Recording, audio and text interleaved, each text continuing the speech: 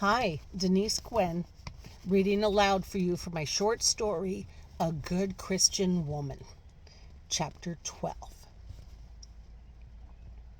It was an accident.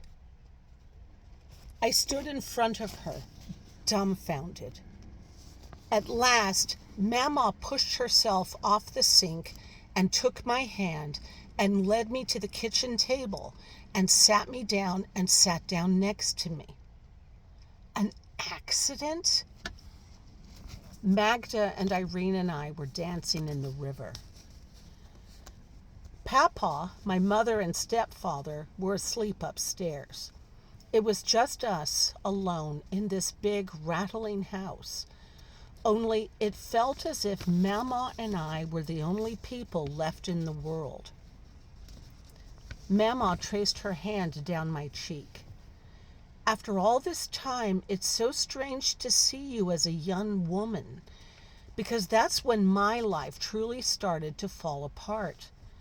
And I kept on falling apart until I was 23 and the accident happened.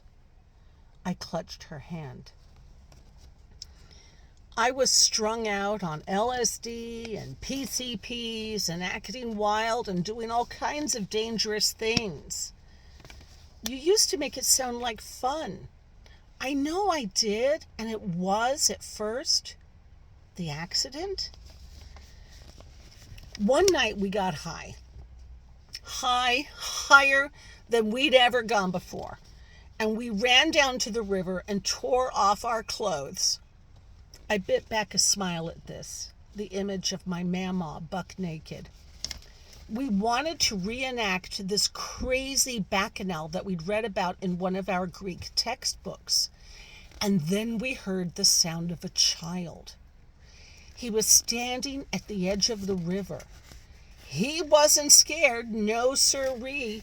He thought we were funny. He laughed and he pointed at us and he jumped up and down and we were so happy and laughing. And then he took a step forward, then another step, and he fell into the water, and we ran to catch him, but he'd fallen into a deep spot, and he disappeared into the black water, and the river swept him away from us, and we screamed and shouted and searched for him for hours, but we never found him. Oh, Mama, oh, that's so awful. Oh, that poor little boy. It did sound just like Mama said, though. An accident. And he was Mrs. McClintock's son? Mama nodded bleakly, the tears creeping down her cheeks. And you've lived across the street from her all these years. Surely she must have known it was an accident, right? Mama gazed vacantly at me for a long moment, then her gray eyes cleared. Oh, no, honey. We never told her. I gazed at her in shock. You never told her? Can you imagine? Mama said. How enraged she'd be if she ever found out? Oh, she'd have us all up on murder charges. But it was an accident, Mama. It wasn't your fault. No way you'd be charged with murder. But if we hadn't been playing in the river, and why wasn't she watching her little boy? It's her fault he got out of the house. It's hard to explain, but she never found out. Oh, so she never found out that it was you? Mama looked away. She knew he'd drowned, of course.